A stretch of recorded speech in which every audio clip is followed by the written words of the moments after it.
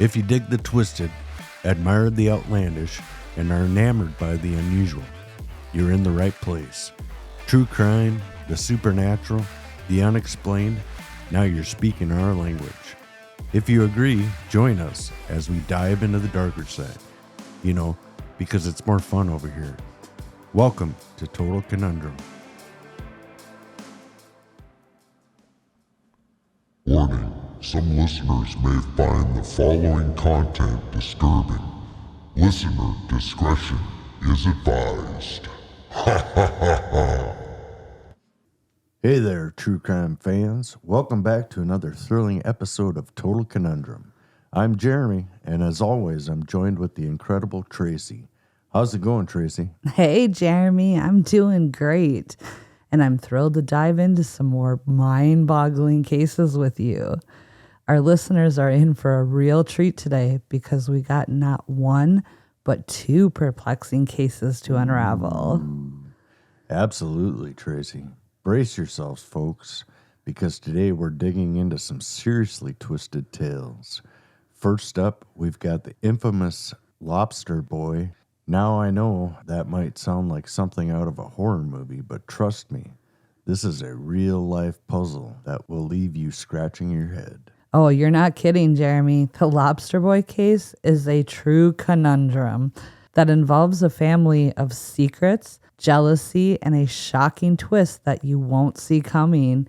Get ready to have your assumptions challenged as we peel back the layers of this mystery. And that's not all, folks. Hold on to your seat because we're going to dive into the chilling saga of Mikail Popkov, a serial killer whose horrifying acts will make your blood run cold. The details of his crimes and the psychology behind his actions are nothing short of baffling. It's really hard to wrap your head around the mind of someone like Popkov.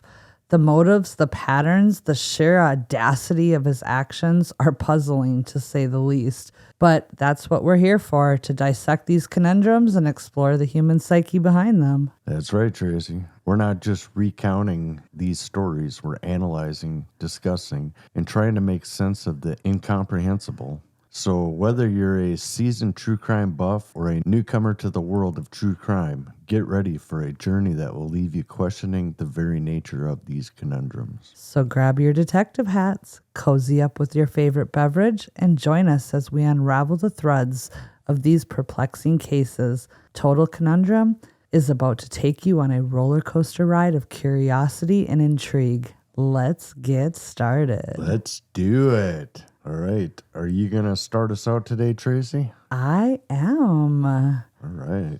As we discussed just a few seconds ago, I'm going to be telling the story of The Lobster Boy. the Lobster Boy.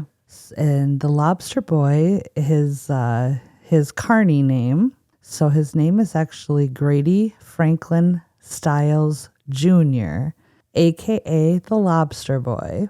And I got the information for the story off of watching a documentary on Discovery Plus called Killer Carnies. Ooh, creepy. Yeah, season 1, episode 1. Nice. Yeah. So Grady Franklin Stiles Jr., which is a mouthful, That is a mouthful. was born on June 26, 1937 in the Pittsburgh area. He was an extraordinary figure in the world of freak shows. He possessed a unique genetic condition called ectrodactyly. What? Right? Basically, it results in his fingers and toes being fused together, resembling lobster claws. Oh. Yeah. This distinctive physical feature earned him the stage name Lobster Boy. Each individual born with this genetic condition, including Grady Jr., exhibits unique manifestations of the gene. Grady Jr. was the fourth generation in his family to be born with this condition, which could be traced back to the 1800s. Holy smokes. That's a lot of family history with the deformity. Yeah. So Grady Jr. was born into a carnival family. His father, Grady Sr., initially worked as a vendor selling novelty items during their travels. However, recognizing the uniqueness of Grady Jr.'s condition, he saw an opportunity to capitalize on it. You're recruited, boy. So when Grady Jr. was only around 7 or 8 years old, his father decided to showcase him on the carnival stage and introducing him to the world of the sideshow performances. We're putting you to work. You're the freak of the week, buddy. 7 or 8 years old. And yeah. During that era in the United States, individuals born with birth deformities were often referred to as freaks, and it was a common practice for them to join traveling carnivals as part of a sideshow attraction. The Stiles family gained significant fame and recognition due to their unique condition, and they were regarded as royalty within the world of the freak show business. Their presence added a sense of wonder and intrigue to the carnival circuit, capturing the curiosity and fascination of audiences far and wide. From a young age, Grady Jr. was thrust into the spotlight, harboring resentment towards his early start as a performer.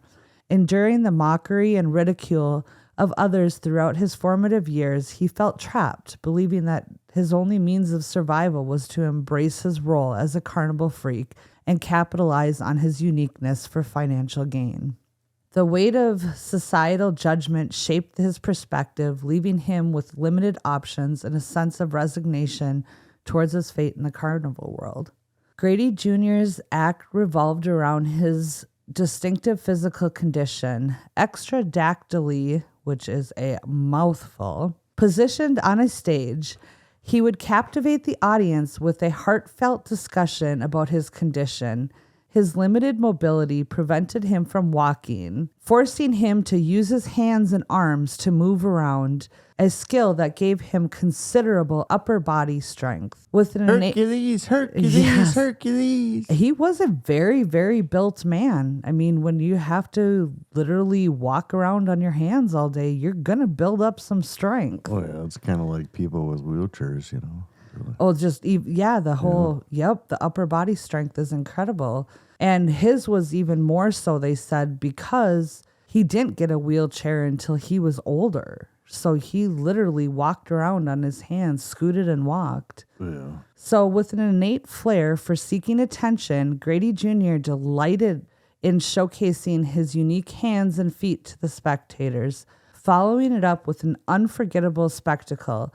If met with fear or unease from the crowd, he would fearlessly launch himself towards them, crawling in a remarkable display of fearlessness. He thrived at the limelight and reveled at being the center of attention. So in this video or documentary I was watching, they showed a clip of what he would do, and he would literally just fly across the stage towards whoever was ridiculing him, he was doing like a crab walk. Yeah, it was almost like he was just, I can't even describe it. he was so fast. And he would just fly towards them, and they would he wouldn't actually go to, Oh my God. right to, at them, but he would go in their direction, and it was enough to get their attention. They should have called him the Krabby Man, though, so we could have made SpongeBob jokes. SpongeBob SquarePants. It could have been, hey, make me a Krabby Patty. Initially, a solitary sideshow act, say that 10 times fast, Grady Jr. eventually ventured into the realm of multiple sideshows, diversifying his business.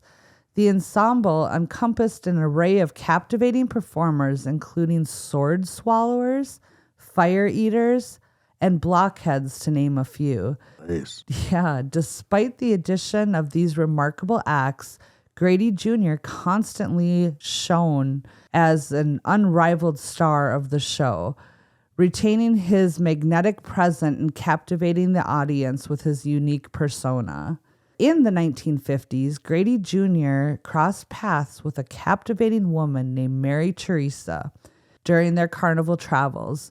Mary Teresa, known as the Electrified Girl, fascinated audiences with her electrifying illusion act. As fate would have it, A profound connection blossomed between them, and Electricity spark. electricity sparked.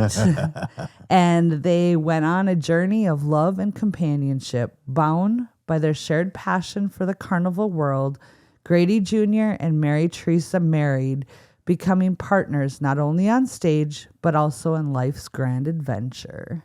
Grady Jr. and Mary Teresa's love expanded to embrace the joy of parenthood as they welcomed 2 children in their lives. Their firstborn, Donna, arrived in the world without the familial deformity. And the baby was a baby eel. A baby eel Electricity with lobster claws. with lobster claws. So Donna was born. She did not have the deformity. However, their second child, Kathy, came into the world. She bared the same unique genetic trait as Grady, with only the 2 fingers on each hand, resembling the lobster claws, and the single toe on each foot. So as Grady Jr.'s business thrived, his personal life descended into turmoil. Behind the curtains of success, he battled his demons as an alcoholic, subjecting his wife and family to cycles of abuse. However, he masterfully concealed his true nature from those outside the intimate circle of his family, maintaining a facade of charm and composure. It was a distressing combination, the stark contrast between his public persona and the hidden darkness that plagued his private world. So in 1973, Grady and Mary Teresa went their separate ways, finally divorcing. And with his vindictive nature, Grady cunningly secured full custody rights to their daughters, Donna and Kathy. Leveraging his position as the sole breadwinner in the family, it was a calculated move to exert control and ensure he had the power over their lives, reflecting his true colors as a not-so-nice man. So after their divorce, do you think Mary became a nun? Became a nun? Yeah. A reborn virgin? Yeah. Well, we do get into Mary's future here in a little while. A few years later, Grady Jr. crossed paths with Barbara Lucille, famously known as the Snake Girl in the carnival circuit. Oh, boy. I'm guessing a snake handler or... She was involved in immersing herself in a pit of pythons. Sounds entertaining. Ew. She captivated the audiences with her daring performance. Barbara, you are crazy. Crazy. Snakes are nasty. Barbara already had a daughter from a previous relationship named Tamara Cox, who affectionately referred to Grady Jr. as her dad throughout their lives. The bond between them grew stronger over the years. In 1976, Grady Jr. and Barbara welcomed their own child, a baby boy named Grady Franklin III. Boy. While residing in Pittsburgh, they had him while they lived in Pittsburgh. And to avoid confusion, we're going to refer to the young boy as Styles for the rest of the story.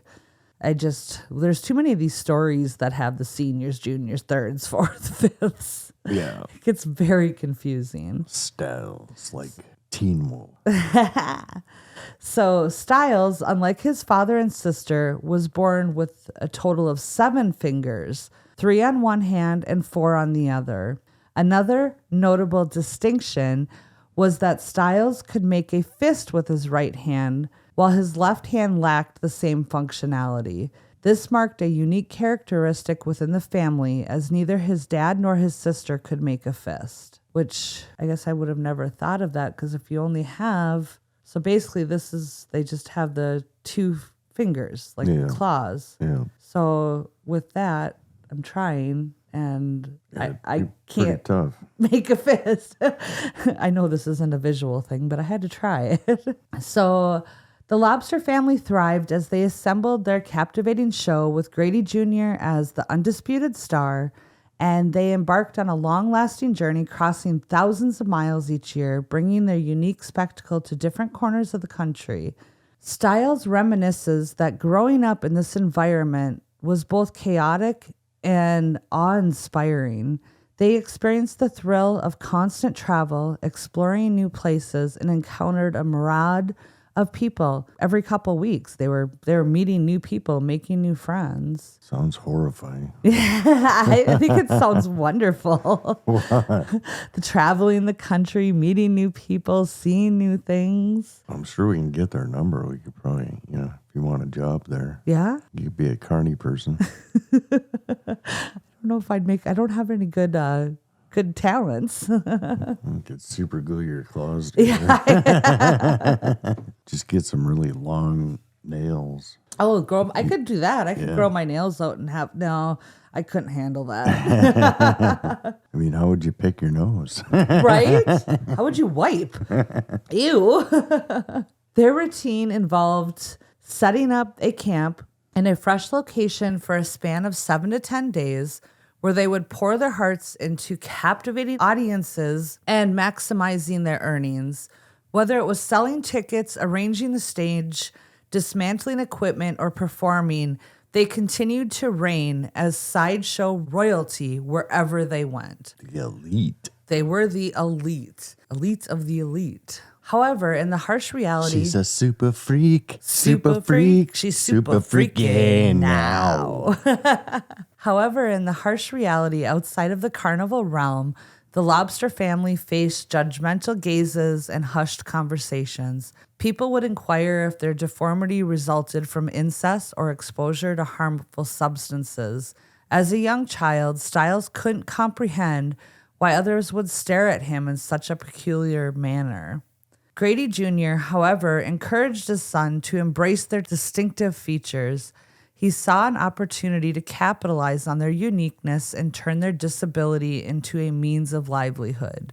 After all, if people were going to gawk, why not charge them for this privilege? Which, that's... As well. Exactly. It was an unconventional approach, but it allowed them to forge a path and sustain themselves in a world that often questioned and misunderstood them. By 1978, the Lobster family had settled in Pittsburgh, and at the age of 15, Donna encountered a young man named Jack Lane, and their hearts... Jack Link? Jack Lane. Not the beef jerky. Are you hungry? Giving a little craving? I'm always hungry. Jack Links. Jack Links. Wasn't that place based in Wisconsin? I think so. I think so too. So Donna met Jack, and their hearts intertwined in a whirlwind of romance. It didn't take long for Donna to realize that she no longer wanted to endure her father's abusive ways, and this newfound love provided her with a glimmer of hope and a potential escape from the torment she'd endured for a long time. Jack, a townie, was not part of the carnival world that consumed Donna's life. When she shared the news of her engagement to Jack with her father, Grady Jr., and his disapproval was palpable. Frustrated and desperate for freedom, Donna concocted a plan to convince her father to let her run away with Jack. She fabricated a story about being pregnant, hoping that the prospect of being a grandparent would soften his resistance. In her desperation, Donna clung to any means possible to gain her father's consent and pave the way for her escape. Grady Jr. reluctantly gave in and signs the papers, allowing Donna to marry Jack. Deep down, he resents the fact that this townie is taking his daughter away, and he feels like she's slipping through his fingers, leaving him behind for good. So on the eve of their wedding, on September 27th, 1973, Jack, Donna, and Barbara returned to the house after picking up Donna's wedding dress. Jack and Grady Jr. stay in the living room and have a conversation while the rest of the family goes outside. Suddenly, 2 loud bangs echo through the house, startling everyone. Ah! Yeah. Then Jack appears outside, collapsing in Donna's arms. His last words before he passed away were simply, "He shot me." So, as the police arrive to the scene, they find Grady Jr. sitting on the front stoop, patiently waiting for them. With a somber demeanor, he confesses to the officers that he indeed shot Jack and calmly states that he's prepared to face the consequences of his actions. I mean, why just... Don't sign the papers. Don't give your approval. Better yet, how does a lobster shoot somebody? Jeez. Oh, they actually, in the documentary, they like show. Versatile with their Yes, very. digits. And like they have a video of Kathy, his daughter, shooting a rifle. And it's they are very versatile, very incredible with what they can do. I will never look at a lobster the same way again. No, a lobster can shoot you, baby. I mean, don't Jeez. throw it into a boiling pot of water. They might retaliate. Make sure it ain't packing first. Right.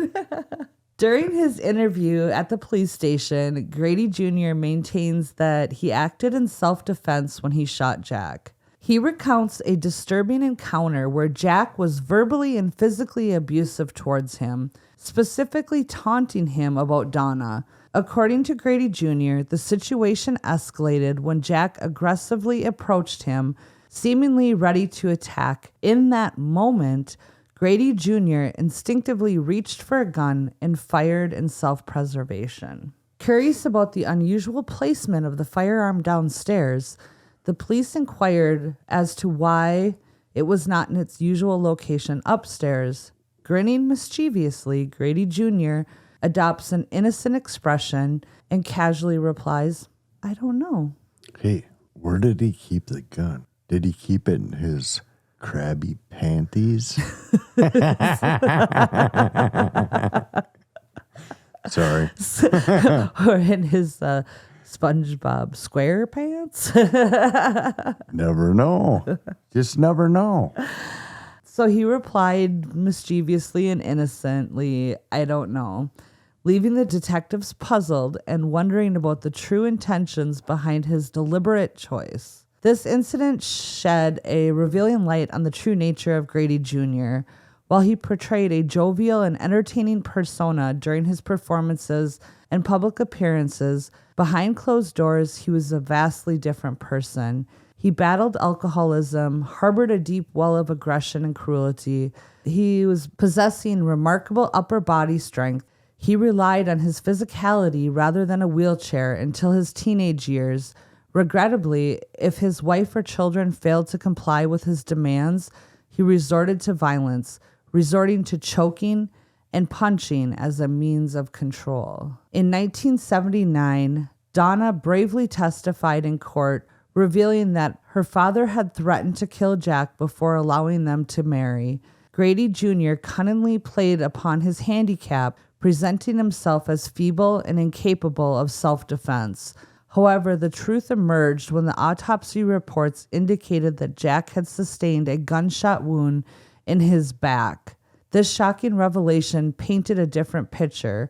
Jack was desperately trying to flee for his life, only to be shot by Grady Jr. as he ran away. So yeah, he wasn't trying to attack him, and it wasn't self-defense. He was just a crotchety Murderer. Yeah. Crabby murderer. Crabby pants. Yeah.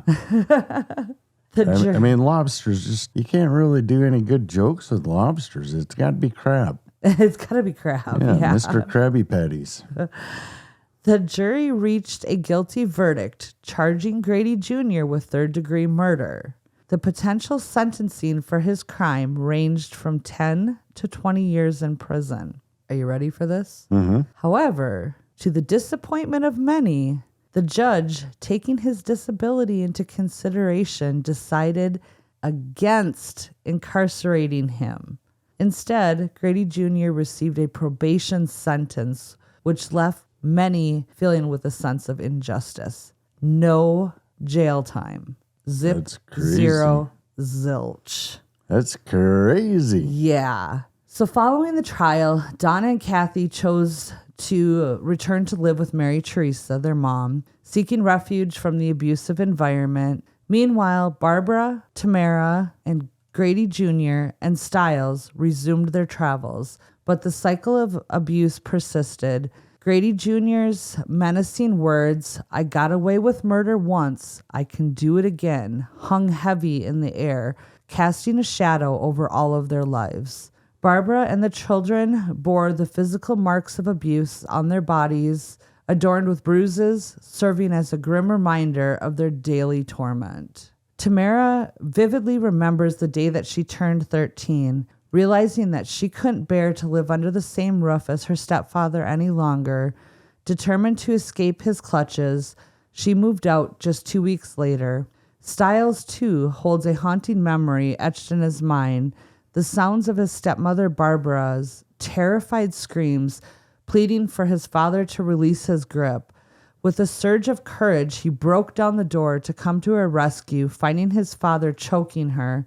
It took another year before Barbara was able to gather the strength to leave and seek freedom from the unbearable torment. I mean, this guy was just a tyrant. Yeah, sounds like it. With Donna, Kathy, Tamara, and Barbara all gone, the Kearney circuit became a desolate place for Grady Jr. and his son, Stiles. Stiles found himself bearing the brunt of his father's wrath, becoming the sole target for his aggression. Living under the same roof with Grady Jr. became a harrowing experience for Stiles as he was trapped in the clutches of this relentless monster.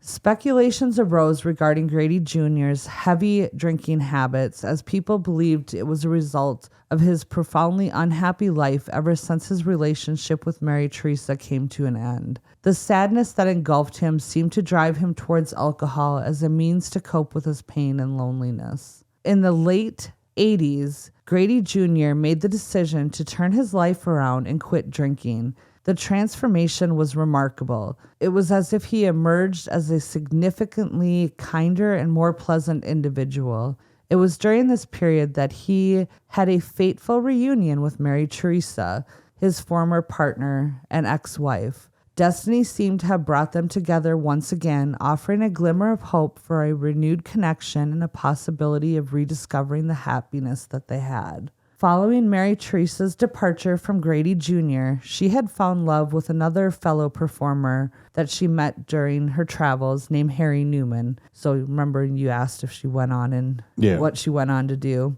So Harry was also a circus freak. He was renowned as the world's smallest man, and he captured Mary Teresa's heart. And I use the term freak not as a derogatory term. This is what they actually called themselves in the documentary. And so I just want to make sure I'm not coming across as using something that's not. See, I was going off of maybe she became Mother Teresa. Oh, because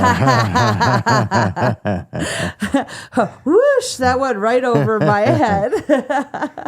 Mary Teresa, Mother Teresa. Oh boy. And it's funny because I did think of that relation when I first said her name or came across her name. But yeah, that went right over my head. Blonde moment. So Mary Teresa had married Harry Newman, the world's smallest man. The couple also had a son. How did she find him? I'm not sure. Magnifying glass. He's so small. That's a widow. Itty bitty. Itty bitty tiny weenie. Teeny weenie. Cut that out. Oh my God. That did not come out right. Nope. That stays in there. Freudian slip. So, anyway, the couple welcomed a son named Harry Glenn Newman Jr., another junior. Affectionately, they called him Glenny. Glenny. So by the time Grady Jr. reunited with Mary Teresa, she had already parted ways with Harry and they were officially divorced. Their paths crossed once more, opening a new chapter in their lives. Glenny, being only 2 years older than Stiles, formed a strong bond with him and embraced their brotherly connection. During the particular period between October and February, they resided in a charming town called Gibsonton, Florida, renowned as Gibtown or Showtown, USA. And the way they talk about this town, I so wish I could go back in time and go and visit this town because it just sounds like it was amazing. So this town served as a hub for all of the sideshow performers, creating a subculture of the extraordinary. While Gibsonton has now since become a relic of the past, 25 years ago, as Stiles recalled, it was packed with carny freaks. The streets were filled with people preparing rides and games for the upcoming season. Tamara reminisces about the echoing growls of the lions and the tigers in the distance. Lions and tigers and bears. Oh my! Added to the surreal atmosphere. Stiles fondly remembers passing by the house of Priscilla the monkey girl and Jeannie the half lady without feeling any sense of otherness because they were all different in their own unique ways. And in that vibrant community, they were more than neighbors. They were a tight-knit family. I mean, could you imagine being a child and growing up and having that, whimsical life around you all the time? I mean, their life was the carnival. And this town gave them a hub, not having people look at them funny or, and it was just, they were totally in their element. I think it would have been a magical experience to go, if you were around during that time to visit that town. Well, it might have been that way for them, but I don't know if all of those carnies would feel the same way, Having an outsider come in and visit. It might look romantic from, the outside, but from the inside. Right. Well, some of the stories of those places were pretty tragic. I suppose. Stiles, being a younger boy, he really painted this picture, and it was just like, I want to grow up in a community like that. Yeah, your story's kind of based around like the 80s, right? Yes, now. yes. Yeah, so times are probably different then, but yeah, I like the earlier time frames and stuff. His dad or whatever, probably had a harder time. Yeah. Well, and as we'll get to in the story, as time goes on, acceptance becomes more of a thing too.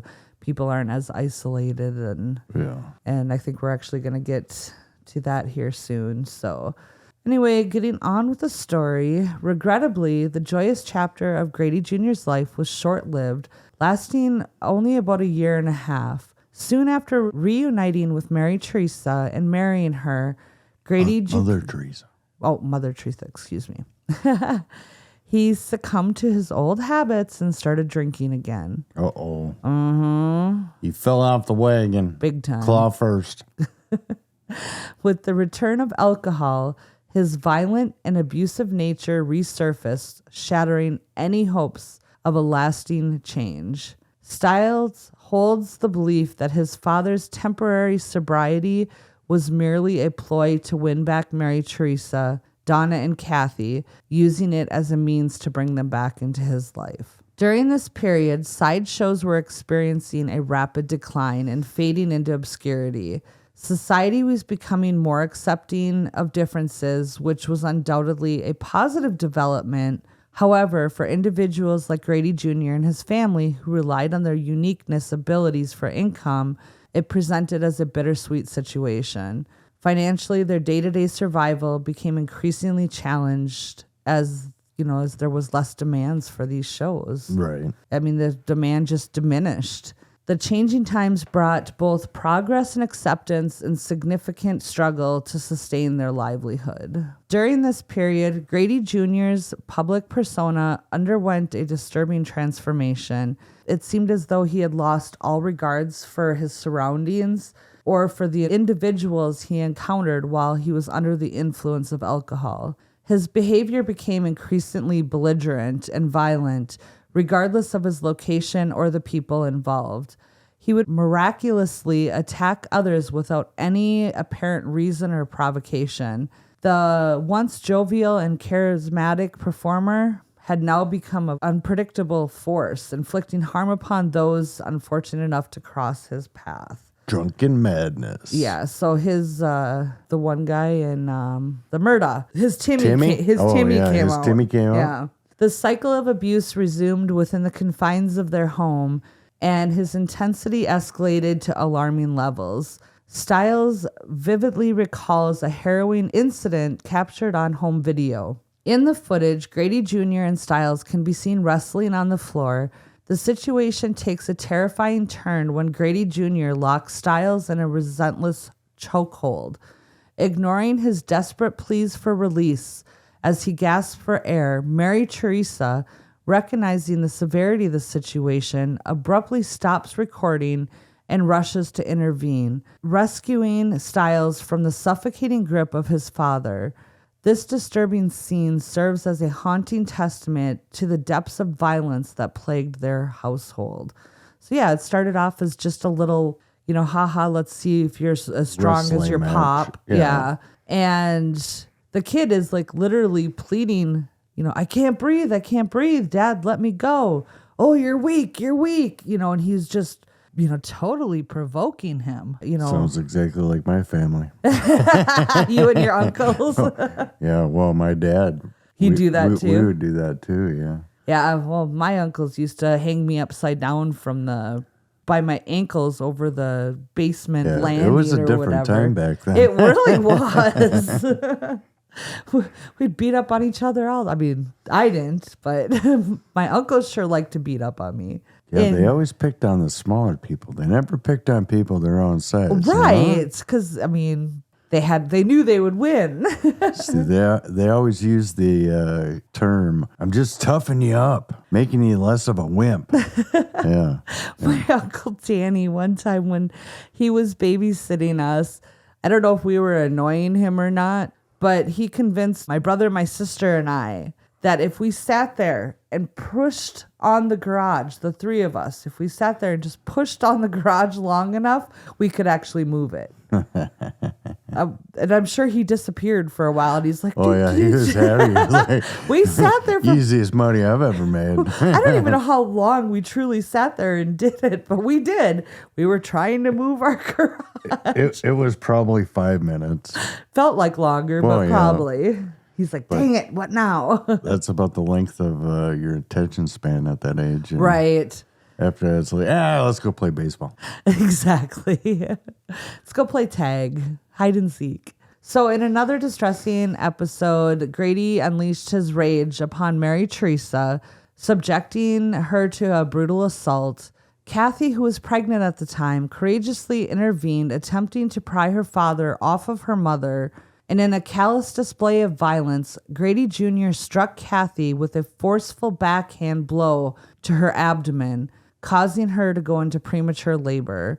The incident stands as a stark illustration of the profound harm inflicted upon his own family by Grady Jr.'s uncontrollable anger and aggression. In another horrifying incident, Mary Teresa was jolted from her sleep to find Grady Jr. menacingly wielding a steak knife against her throat. He ominously threatened to end her life and all of the children, but the time was not right yet, he said. The situation continued deteriorating, plunging them further into this escalating nightmare of fear and danger. This time to go. This guy's a raging lunatic. Yeah, everybody needs to just leave. Right. He needs to live a life all by himself where he has nobody to harm. Yeah. I mean, get him drunk until he passes out, pack your shit and go. Be gone. Because it's only the beginning. It's got to get worse, right? Right. Obviously. I mean, it's one of our stories, so it's got to get worse. So on November 29th, 1992, a chilling 911 call echoed from Grady Jr.'s residence, reporting a murder that had taken place within their home. It was Glennie, Mary Teresa's son, who mustered the courage to make the distressing call. As he entered the living room, a horrifying sight awaited him. Grady Jr. was slumped in his chair, bearing the grim evidence of 3 gunshot wounds to his head. Somebody couldn't take it anymore. So the forensic analysis revealed a combination of 2 shots fired from a distance, 1 fired at close range, intensifying the mystery surrounding this tragic event. I mean, it doesn't sound like he had a shortage of enemies. So No. I mean, you could have probably 50 different people wanting to put some holes in his head. Yes, he was not too concerned about being friendly with people anymore. Yeah, that's what alcohol does. Oh, totally. So, with no indications of forced entry, investigators swiftly ruled out the notion of a home invasion. They redirected their focus towards the crime driven by passion or revenge. Unraveling the complex web of potential suspects proved to be quite the arduous task, as Grady Jr. had amassed a lengthy roster of adversaries throughout his tumultuous life. Ain't that the truth? This extensive list of individuals harboring grudges against him presented investigators with a formidable challenge as they tirelessly sought to identify the culprit behind this heinous act. As the investigation progressed, an important lead emerged from keen observations of a neighbor named Marco. He reported witnessing a suspicious individual exiting the trailer through the rear door. According to Marco's description, the person appeared to be a young white male standing around 5'8" in height. Yeah, it was that guy off of the fish sticks box. Maury's fish. What is this? I don't know his name. He was coming to get some crab meat or lobster meat. He was wearing a yellow jacket and a yellow hat. You know that song, The Fisherman? How does that go? God damn it. What song is it? I don't know. You need to figure it out because I don't know which one you're talking about. Okay, I'll try to figure it out. Okay. So instead of wearing a yellow rain jacket and hat, he was wearing a black jacket and dark hair. Obviously, you know who I'm talking about. Yes. This valuable information provided a crucial starting point for the authorities to narrow down their search of the potential Gilligan and his... No. That's Gilligan's Isle, baby. Gilligan's Island. They're probably fishermen, weren't they? I'm sure they had to survive. And that was the millionaire and his wife. the movie star, the professor and Marianne, here on Gilligan's Isle. Oh boy, sorry These about were that. Nerds. During the investigation, the police approached Mary Teresa for questioning, but she provided a solid alibi. She was at her daughter's house, spending time with her daughter and granddaughter when the tragic event occurred. According to her statement, Stiles was the only one present at the home during that time. As it turned out, Stiles had been home peacefully sleeping in his bed. Earlier that day, he and Grady Jr. had rented 2 movies.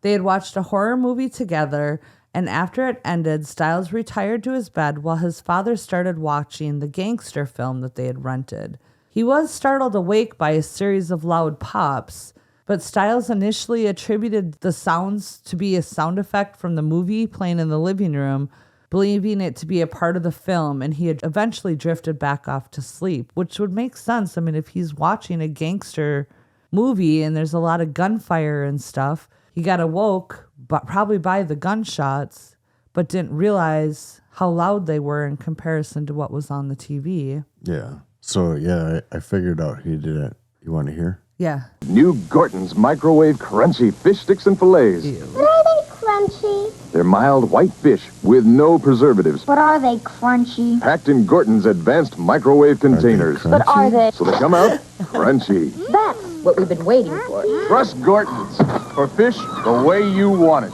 It's the captain, folks. Is it the one that wears the yellow? Yeah. I couldn't remember if the Gordon's one did or not.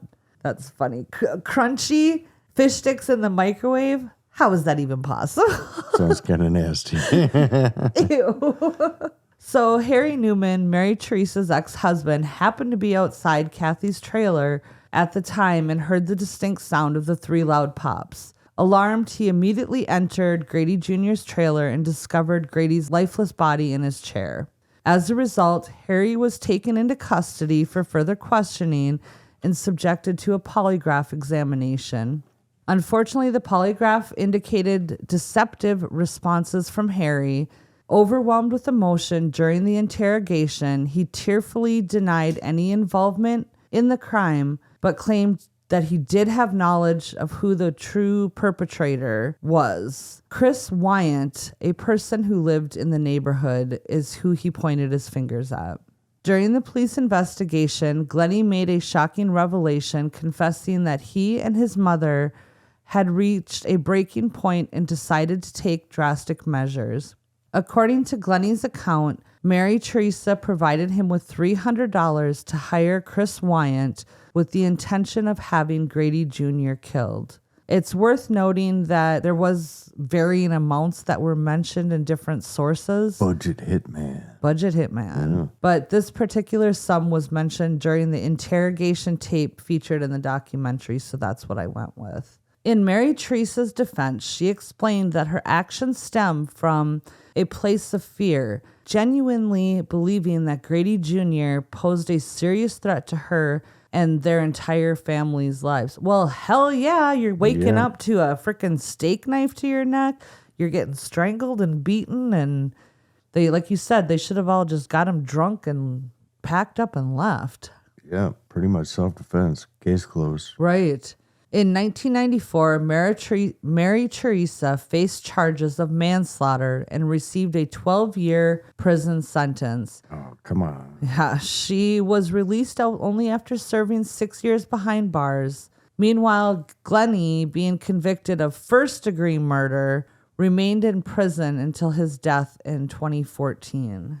As for Chris, he was found guilty of second-degree murder, served a 15-year sentence before being released in 2009, marking the end of his time behind bars. So I don't understand how Glennie got convicted of first degree. Yeah, but the guy that actually killed him got second. And I mean... And Gary Jr., this whole time, or Grady Jr., excuse me, convicted murder and was not charged with anything. Yeah, I think they needed better lawyers because, I mean, that was pure self-defense in my eyes. Oh, I agree.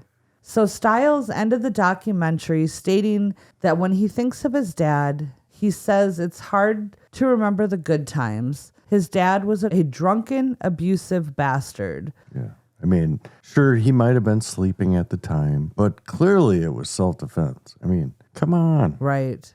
But he fears if Grady Jr. did not die that night, he did not know if any of them would have survived. Somebody would have eventually. Right. Yeah. So that's my story. But then again, the better option may have been just do that country song, Boot, Scoot, and Boogie. Right out the door. Yeah. Where am I gonna live when I get home? Wrong song. I know, but I was thinking that would be a good one too. My old lady's thrown out everything out. She could have went that route too. Good enough. Change the locks, throw out everything he owns. But yeah, that's what I have for you today. That was she done diggy. That was my story of the Lobster Boy. Sweet. Good job. Thanks. It was a little bit of a different twist on true crime, adding the whole carnival life and stuff that in story made me hungry for lobster. I just don't understand it. You need a Krabby Patty? Yeah. All right, so let's get into my story, folks. My story is of Mikail Popkov, a.k.a. the Werewolf. Ooh. Werewolves of London. Werewolves in London. So Mikail Viktorovich Popkov, also known as the Werewolf or the Angskar Maniac, was born on March 7th, 1964, in the town of Angskar, located in the Irkutsk Oblast region of Russia. He led a seemingly ordinary life as a police officer and a family man, but behind that facade, he harbored a dark secret. Does anyone want to guess what his dark secret was? He was a werewolf? He was a monster, that's for sure. So Popkov began his killing spree in the late 1990s when he worked as a police officer in Angskar. He specifically targeted women, most of whom were sex workers or individuals he considered immoral. Under his position of authority, he gained the trust of the victims, which allowed him to lure them into a car or secluded area under the pretenses of protecting them. Yeah, their job was immoral. Yeah. And he has the right to judge. Yeah. Oh, yeah. Wonderful pillar of the community there. Jury, and executioner, apparently. Jesus Christ. Yeah. So once he had the victims isolated, Popkov would rape, torture, and ultimately kill them. His preferred method of murder was brutal and sadistic. He would often bludgeon or stab his victims to death, leaving their bodies abandoned in the nearby forest or other remote locations. To further cover his tracks, he sometimes mutilated their bodies, making it difficult for authorities to identify them. Popkov managed to evade suspicion for years due to his job as a police officer, which granted him access to insider information about the investigation. He even participated in the search for the killer. I was going to say, did he do anything to try to cover up? Oh, yeah. Okay. Manipulated Yeah, facts the evidence. And further diverting suspicion away from himself. As a result, the local community believed the murders were the work of multiple perpetrators. However, in 2012, advancements in forensic technology led to a breakthrough in the case. Investigators were able to match the DNA evidence from the crime scene to Popkov's DNA profile, ultimately linking him to the murders. Authorities arrested him in 2012, and during questioning, he confessed to 22 killings. 22 women between 1994 and 2000. This confession shocked the nation and the world. Where were Rocky and Bullwinkle? I don't know. They would have solved it faster. You sure? Maybe. I don't know. Natasha and Boris. Boris. Yeah. Boris and Natasha. Actually, they were the bad guys, so they wouldn't have done anything. Yeah. Uncovering the horrifying truth behind the seemingly ordinary police officer. That is insane. Yeah, it's crazy, and we're not even close to done here. There's a lot more to come. In 2012, while under surveillance, Popkov was observed discarding items near one of the murder sites. The police collected those items and discovered a significant amount of evidence linking him to the crimes, including personal belongings of the victims and the murder weapons. As the investigation continued, the number of confirmed victims grew rapidly. Popkov's chilling revelation led to him being dubbed as one of the most prolific serial killers in Russian history. That is crazy. Yeah, this guy is a whole new level. So in total, he confessed to killing 78 women, and the true number may even be higher.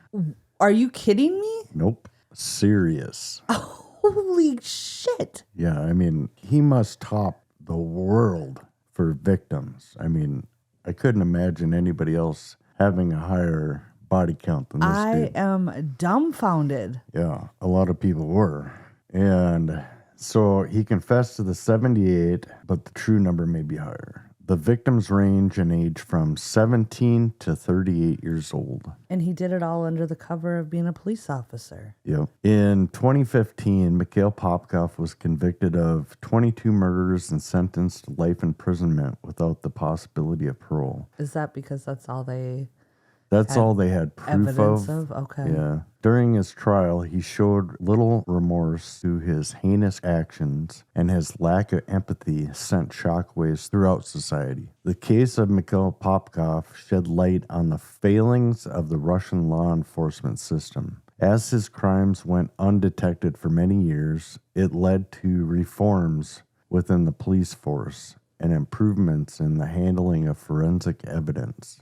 It also served as a reminder that monsters can sometimes hide in plain sight, Totally. appearing as ordinary individuals while carrying out unspeakable acts. That is mortifying. Yeah, and it gets better. It gets better. We're not done yet. I don't want to put a pin in it. The story of Mikail Popkov is a chilling reminder of the darkness that can lurk within the human psyche and the importance of vigilance in the pursuit of justice. Despite his life sentence, Mikail Popkov's story did not end with his conviction. What? Yep. As more information emerged, investigators began to suspect that the number of his victims could even be higher than the initial confession suggested. In 2017, while Popkov was already serving time, he made a shocking revelation. During further interrogations, he confessed to killing not 78, but 59 additional women, bringing the total number of his known victims to a staggering 81. See, I don't know why, but I don't know if it's because of his name or what, but I keep thinking of this happening in like earlier times, like the early 1900s. I don't know why I keep visioning that, but this was not that long ago. Well, originally when I researched the case, I was looking for old stories. And yeah, to me it sounded old-timey too. It just kind of reminds me of like, I don't know why. I mean, it's in Russia, but I don't know why I think of like Transylvania or like, the Dracula. Maybe it's because of this title, The Werewolf. But I keep thinking it's like from, years gone by, but it's not that long ago. The wee old times. So this new confession sent shockwaves throughout Russia, further solidifying Popkov's status as one of the most prolific serial killers in the country's history. Popkov's motives for the murders remained disturbingly consistent. He claimed that he wanted to cleanse his city of what he considered immoral and promiscuous women. This twisted justification only added to the horror of his crimes, as he believed he was carrying out a perverted sense of justice. He should have taken care of himself. Should have. But I guess he wasn't a promiscuous woman. He was just a deviant man. Very deviant.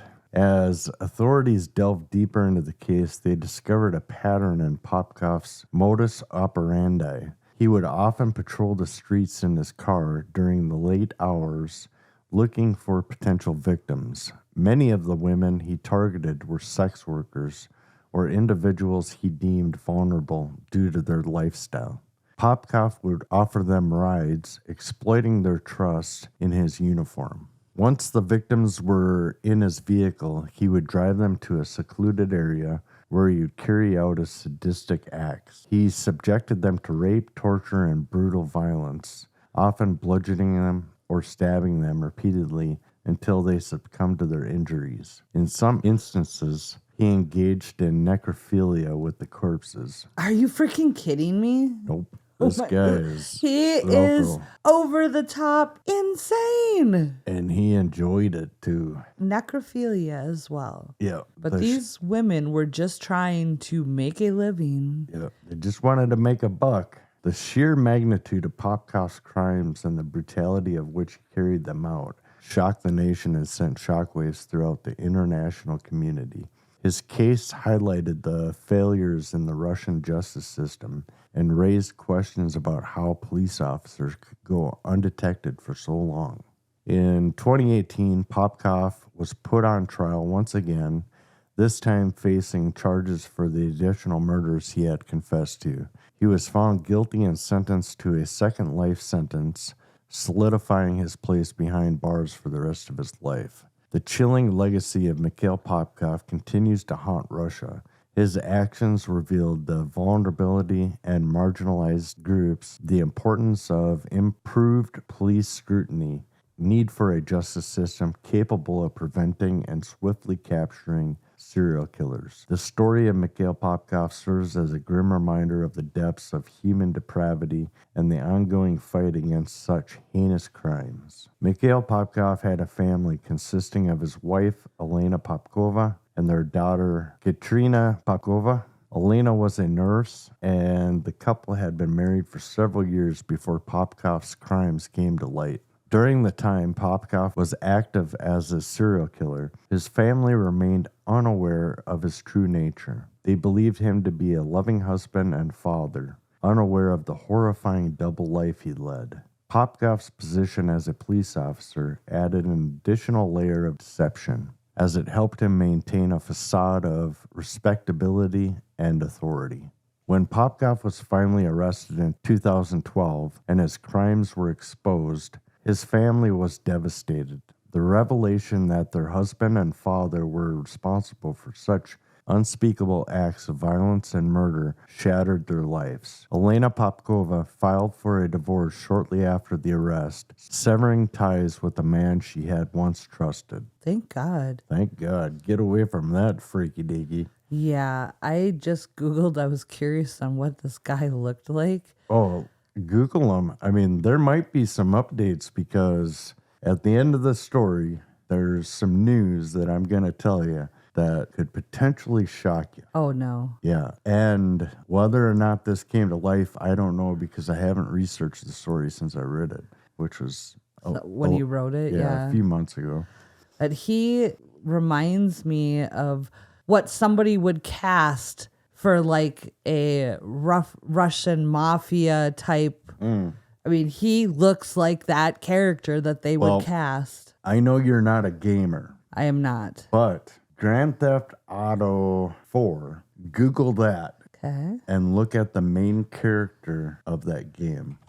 Auto 4. And you will see a very distinct. Just like a little bit younger version of him. Yeah, I mean, I guess it's depending on what picture you see. Right.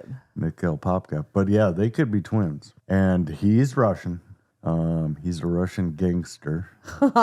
So. Wow. That is a. Yeah. Oh, there's like one of him in the. Oh my gosh. The it is him. It kind of looks like him, right? Oh my God. The second that I did the story and I looked at his picture, I was like, holy shit, he's in GTA 4. I love that game. You were playing Mikail Popkov. Yeah. Sorry, I didn't mean to distract you. The impact on Katrina, their daughter, was also significant. They had come to terms with the fact that their father, whom they have known as a loving and caring parent, was a serial killer. The public scrutiny and stigma associated with her father's crimes undoubtedly had a profound impact on her life. After Popkov's conviction and imprisonment, his family distanced themselves from him and sought to rebuild their lives away from the shadows of his crimes. However, the effects of having a serial killer as a husband and father are undoubtedly long-lasting, leaving a permanent scar on their lives. It is important to note that while the family members of criminals often face immense difficulties and scrutiny, they are not responsible for the actions of their relatives. No, they are not. No. They are victims themselves, having their lives upended by the shocking revelations and the actions of someone that they loved and trusted. And they're lucky to be alive themselves. They are, though he didn't ever show any signs with his family, but so that's a good thing. Right. But a lot of times these people that do stuff like that end up becoming like family annihilators. And yeah. So now I'm going to kind of do a couple sections on a few of the survivors that there were, which actually led to his capture. Partly led to his capture. One of the two survivors of Mikail Popkov, Svetlana Mishkevich, was 17 years old and a virgin when she was attacked while returning home from a friend's house in her home city of Angskar. On a very cold night, frozen from head to toe, Svetlana was approached while walking home by a police officer. He rolled down the window and asked if she needed a ride. Thinking to herself, it was a police officer, so of course she accepted the ride. Right. Only being blocks away from home, soon the police officer was passing by her house, and she asked him, "Where are we going?" The next thing she recalls was him repeatedly banging her head against a tree. It seemed to go on for an eternity. He removed her clothes and left her totally naked, she said, adding that she wept during the assault. I was shaking. He wanted to rape me. He was mute. He didn't respond to anything. He said nothing. That makes it almost even more horrifying. Very creepy. Svetlana recalled, I crawled out from under him and ran to his car.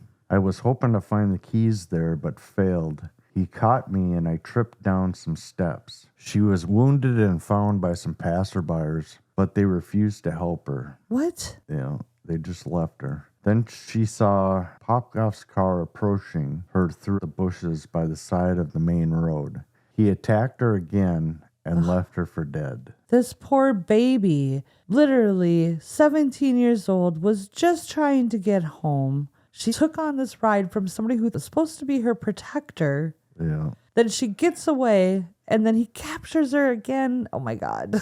Well, that's what makes it so ominous, because it's a police officer. Right. Who wouldn't jump in that car? Right. Yeah, scary. The next I knew, I woke up in a morgue, she said. I felt so cold. I woke up, I sat down, and spotted a label on the toe of a corpse next to me. I whispered, "Oh, mother," and felt faint again. I woke up in a hospital later. She woke up in the morgue? Yeah, so they must have thought she was dead, took her to the morgue, and then woke up, fainted, and then they actually took her to the hospital. Oh my God.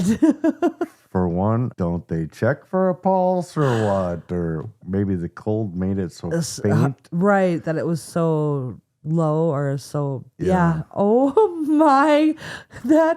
Holy shit. Yeah, I think that would be the worst than the attack, waking up in a freaking morgue with a toe tag on your toe. My God. It didn't say she had a toe tag. Well, the but person next to her did. That's enough. Yeah. I mean, she must not have been in one of the characteristic, like, pull out. No, I'm assuming that She was on the table. they probably just brought her in, Right. put her on the table, and Holy shit. so yeah, I'm assuming if she would have been in a box, she definitely would have been done because don't they do that after like an autopsy and stuff? Well, I think they'll put them in there before as well, but they'll just to keep them in the contained and in the cold environment or whatever. Suppose it all depends on how many bodies they have at the time. Yeah, I've never been in a morgue myself. I was very haven't either, and I don't fortunate. want to. No, I was very fortunate being in the IT field. A lot of times the morgue would be near where the servers and stuff were because of the cold conditions, but we did not have a morgue in the hospital I worked in. Thank God. Yeah. So deeply traumatized, she could not tell doctors her name or age. She was listed as being 25. His attack aged me by 7 years, she said. Half her hair was torn out during the violent assault, and she was paralyzed down one side of her body. What? I think it was temporary Right, but paralysis, but half of her hair ripped out too? Oh my God. He was brutal. he was brutal. Well, he banged her head on a tree for how long too? Yeah, I thought I remember something about her hair turning gray, but maybe that's the next victim. When she was discharged a few months later, Months? Wow. After being rescued by her mother, her hair had turned gray. Okay. There's the gray. Yeah, that's what I thought. My brain was damaged, said Svetlana, now 37, who says she had never gotten over the brutal attack. I was frostbitten. I was forced to take medication for syphilis. He said nothing to me when he saw me in court. Did not ask to forgive him, nothing. I was shocked to know the number of victims. He had ruined her life, she said. He does not deserve to live. If not for him, I would have had a normal life, had a family, and given birth to great kids. But for me, I live my life only with medications. He doesn't repent. He is a monster. Other known survivor, Evgenia Protasova, 36, has managed to cling on to a semblance of normality despite her trauma. In common with the other attacks, when Popkov attacked Evgenia, he struck her over the head, stripping her naked, and raped her. In a statement read through a lawyer, Evgenia said, "It happened in July of 1999 when I was 18. My boyfriend had invited me to a restaurant and we left it at about midnight. He wanted me to go to his place, but I strongly refused and asked him to take me home. Then he got angry and shouted that I could go home on my own." Like Svetlana, a police officer offered her a lift. He was plain clothed, but showed her his officer's ID. Popkov used the tactic repeatedly, sometimes wearing his uniform to lure in his victims, often as they walked along the pavement, slightly tipsy after a drink. He used his crimes to his advantage, telling the women they should get a lift from a police officer because there was a rapist and serial killer at large. Yeah, that's you, jackass. Yeah. My place was very close, some 3 minutes drive away, and we were quickly there, said Evgenia. Instead of stopping, he accelerated the car and drove away. I began to scream. I was so lost. I did not know what to do. I could not stop screaming, and he hit me on the head, and I lost consciousness. All the rest I remember in bits and pieces, but I can recall that he drove me to the forest He got out of the car and tried to drag me out too, having hit me strongly on the head one more time. I vividly remember his face, looking like a beast, and I got completely scared. Somehow it helped me to keep going. I clearly understood he was going to kill me, so I gathered all my strength, quickly jumped out of my high-heeled shoes, and ran away. Good for her. Yeah, she should have stabbed him with those damn shoes. Yes. But I was not strong enough to escape him, and my head was already injured. She said, of course, he caught me quickly and hit me on the head again. This terrible fear of imminent death was my last memory. The next time I regained consciousness, I was in a hospital in Irkutsk. Popkov was said by state investigators to have shocked and dismayed that any of his victims whom he attacked with axes, hammers, knives, screwdrivers, and spades had Jesus survived. Christ. Cocky little bastard. Wow. As a prosecutor said after his life sentence yesterday in Irkutsk, he clearly loved killing. Some victims had 145 or even 170 knife wounds. That's like a rage killing. Yeah. He said that he felt satisfied when he felt their pain as they were stabbed. Evagea said that what happened was that people picking mushrooms found me in the forest the next day. This is what my mother told me. My mother explained that I was naked. This bastard undressed me and raped me, and then thought he had strangled me to death. I have no idea how I got back to life. There is still a scar on my neck after the strangling, but thank God it is almost invisible to other people. She tried her best to forget this horrific ordeal and gradually rebuilt her life. But 13 years later, he was finally arrested and his picture was shown in the media, including online news websites. When I saw Popkov's photograph online in 2012, I instantly recognized him, even though the first image I saw had blurred eyes, she said. But I decided not to go to the police. I thought it was so long ago and nobody would listen to me. And how could I prove it was him? But the investigators found me because of my attack and invited me for a chat. Oh, so they went to her. Yeah, they found her. I'm assuming the comparison, Right. the way. Right. Bravely, she agreed to the trauma of seeing her killer face to face as investigators sought crucial evidence that he was the werewolf. There was also a confrontation with him, and I confirmed to the police he was the maniac who attacked me, raped me, and tried to kill me, she said. Why did I keep silence for so many years? I have a good family now. I am married with 2 children. I have a son and a daughter. I had never told my husband what I had gone through, but I must say I had been living under a huge pressure inside. I was going to say she never healed from it then. No, never got to resolve the issue. This story did not go away. I felt great relief when I told my story, first to the police and then to my husband, and now I feel better each time I tell my story. I went to court because it helped me to get rid of my ordeal.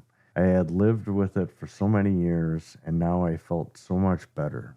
Still, I have to say that there is such a huge pain in my heart. I can't imagine I will be completely cured of it one day. Speaking about the moment she came face to face with Popkov in a court, she added, I felt disgusted when he looked at me, sitting there behind bars, so small and skinny, and with me, he was strong and healthy.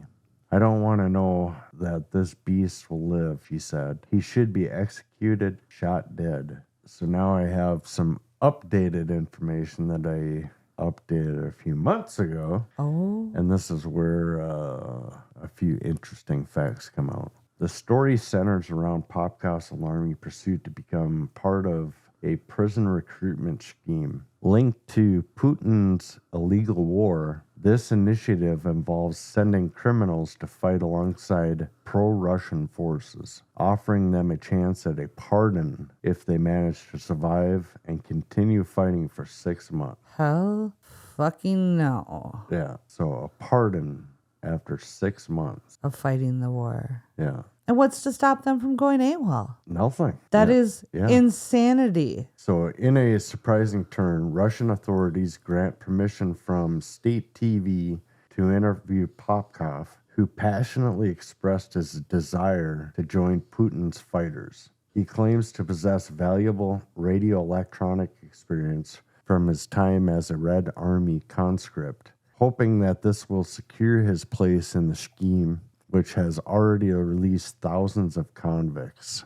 As Popkov's vies for a position in the Wagner Private Army led by Putin, Associate Vigia, I don't even know how to pronounce that one. Not even going to try. You're giving it a good A for effort. Yeah, that's beyond my knowledge here. So, which supports the Kremlin's invasion of Ukraine.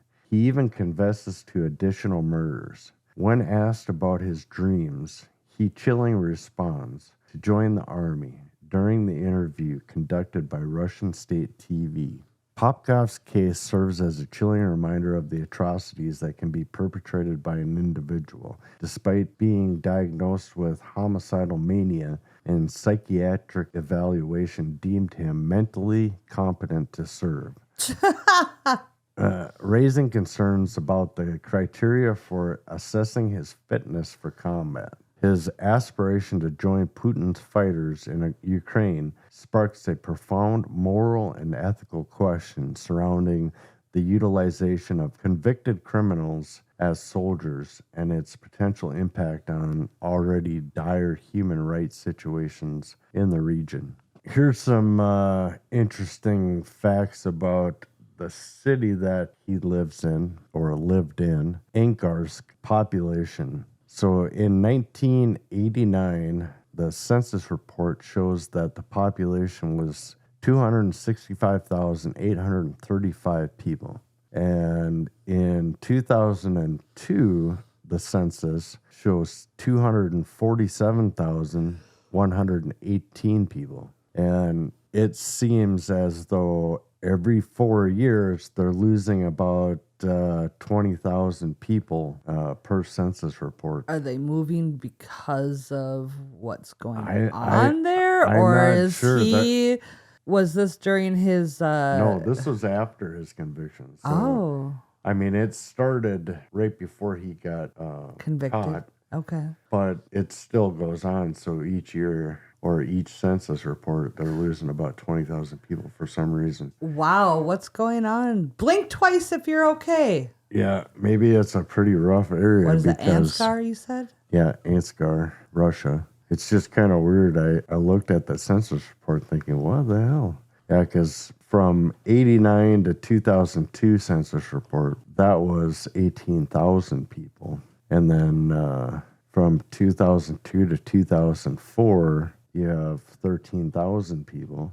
And it just keeps going all the way to 2010. That is really weird. I was just looking to see if there was any... Yeah, I guess I'm not sure. I couldn't find anything on the reasoning behind it. It's probably a place that you don't want to live if you see something like that, because usually the population will rise, not fall. Right.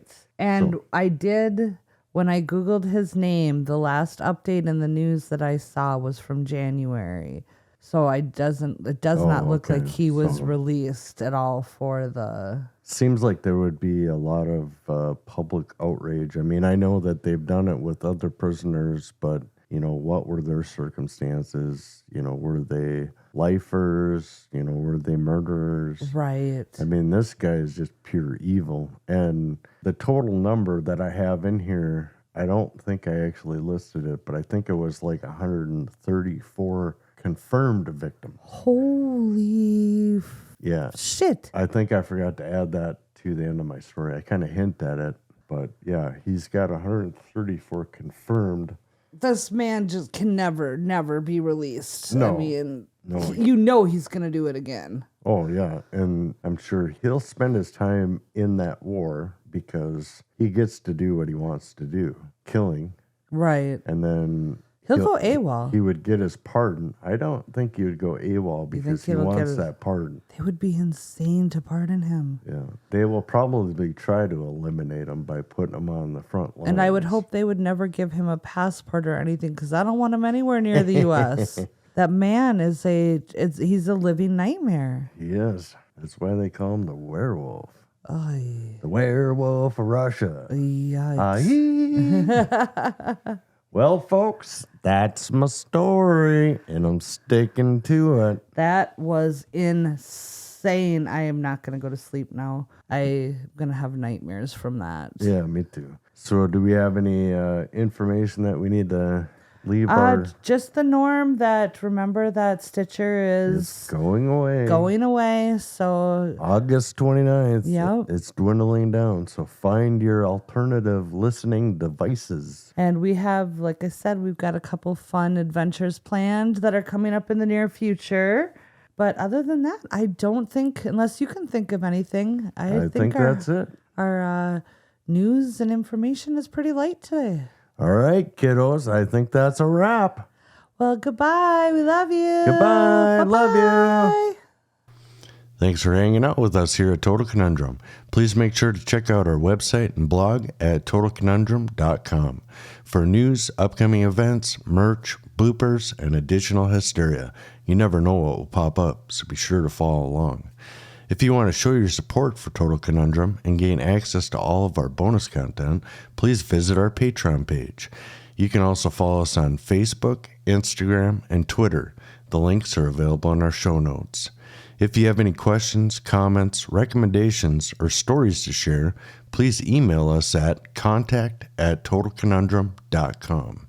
Episodes are available on Apple Podcast, Google Podcast, Stitcher, Spotify, or wherever you listen to your favorite podcasts.